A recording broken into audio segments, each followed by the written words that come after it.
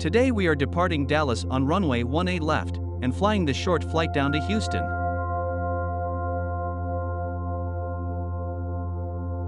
The thrust levers are advanced to set 40% in 1. Once the thrust is stabilized, toga is pressed, which gives us takeoff, go around thrust.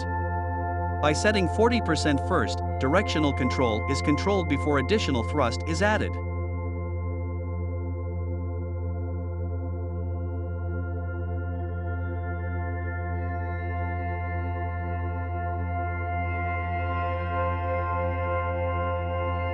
At 80 knots, the pilot monitoring calls 80, at which point the pilot flying compares to what is displayed on their PFD, or HUD.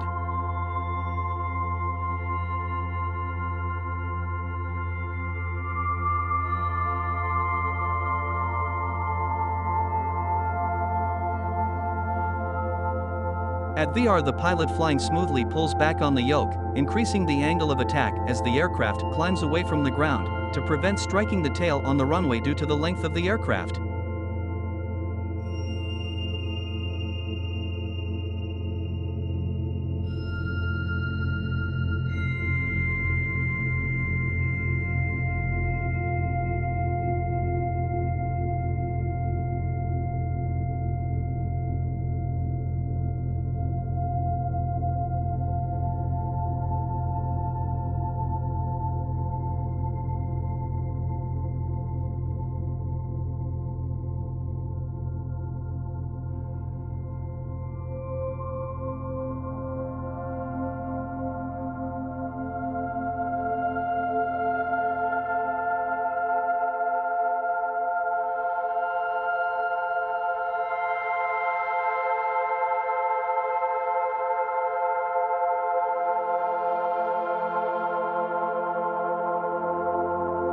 Once the gear and flaps are retracted, the pilot monitoring performs the after takeoff flow, then checklist.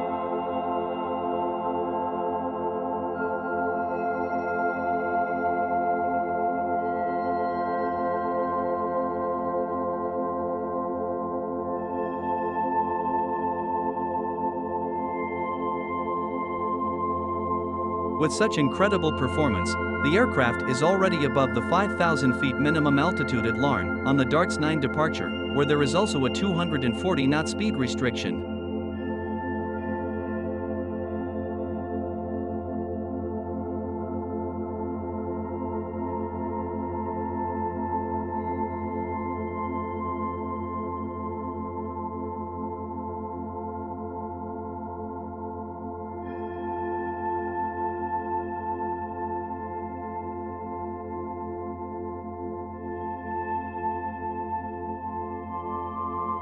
As we approach the 10,000 feet final altitude of the departure, we are cleared to climb to our cruise altitude of 27,000 feet.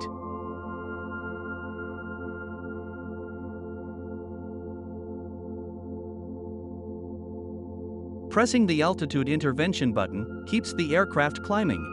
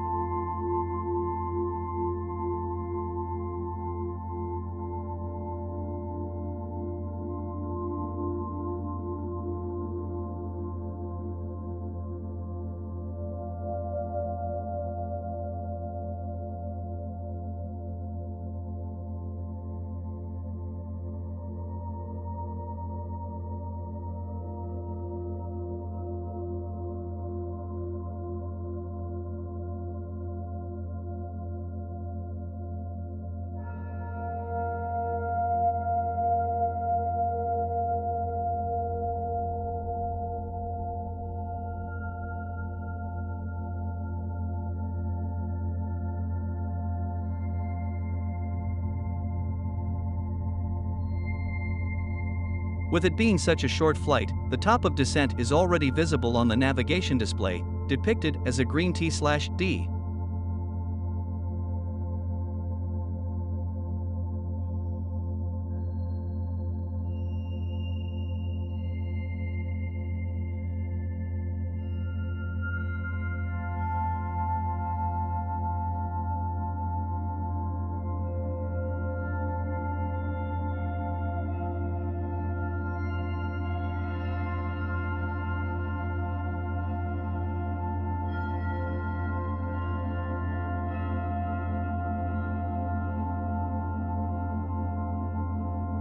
Now in cruise, we turn our attention to the arrival, noting a speed restriction of 280 knots once we transition from our cruise Mach number. In addition to checking the legs, we note the lowest, or bottom, altitude on the arrival. In this case we are on the Driller 5 arrival, and once we are cleared to descend with the arrival, we can set 6,000 feet on the MCP, and check we are in VNAV path.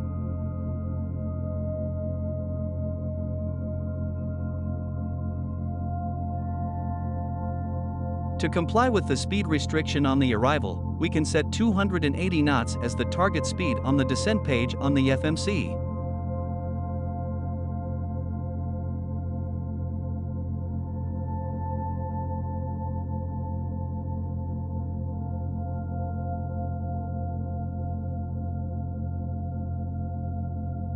After checking the weather, we can now set up the anticipated approach, setting it up as covered in another video.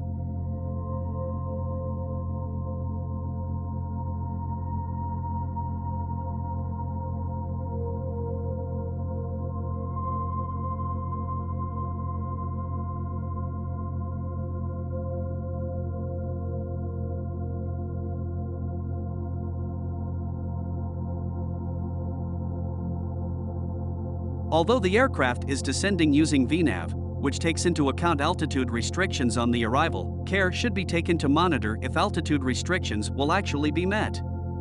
In this case we have a strong tailwind, and this should be entered on the forecast winds page, so VNAV will create a descent profile that takes this into account. The flying pilot may assist VNAV by using flight spoilers if required, so the aircraft remains in VNAV path and doesn't resort to VNAV speed.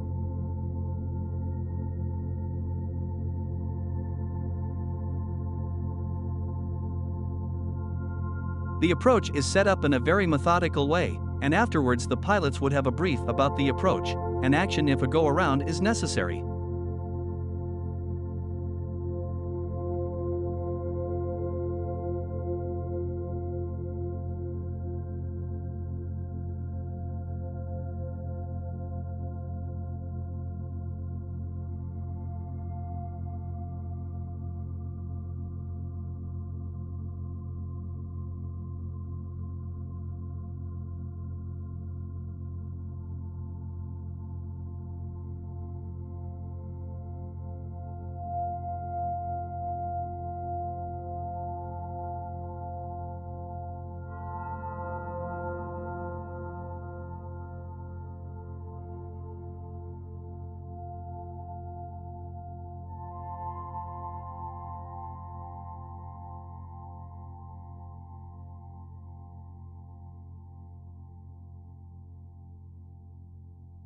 Throughout the flight, pilots coordinate avoiding weather where possible. In this case, if a left turn can be made, a few bumps can be avoided. Not only does this provide a more comfortable flight for the passengers, but is safer for the flight attendants, who will be preparing for landing. We're now cleared to 3,000 feet. We can descend in level change and idle descent that may reduce the distance ATC provide before assigning a turn onto right base, depending on traffic on final.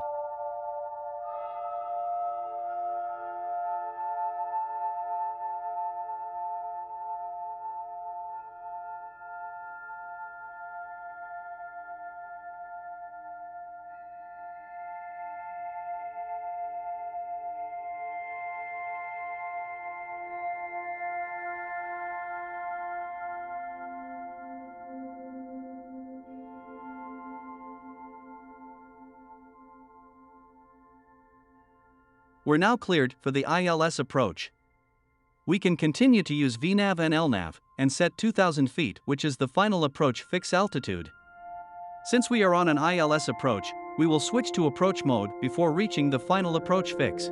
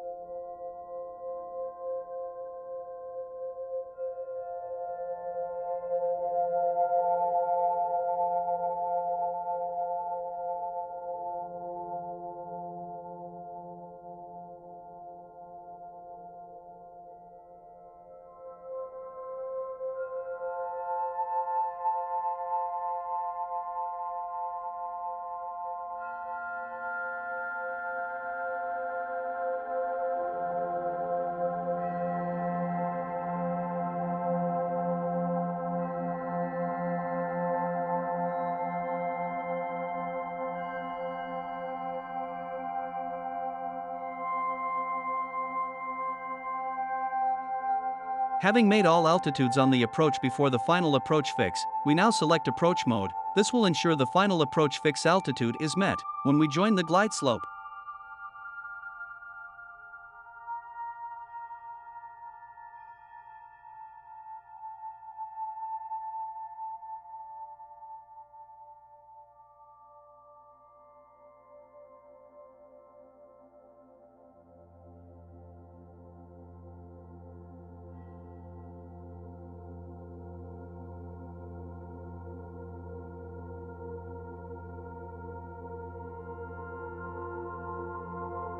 With the autopilot now using the glide slope, we set the missed approach altitude of 3,000 feet on the MCP. This is a good time to once again consider actions if a go-around is required.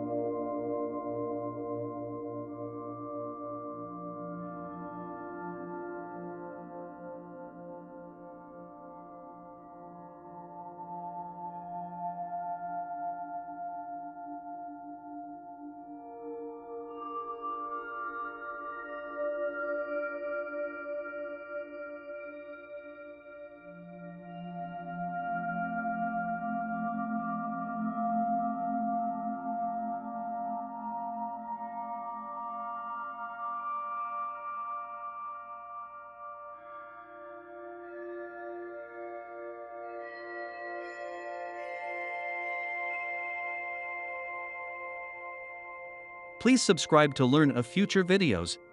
Thank you.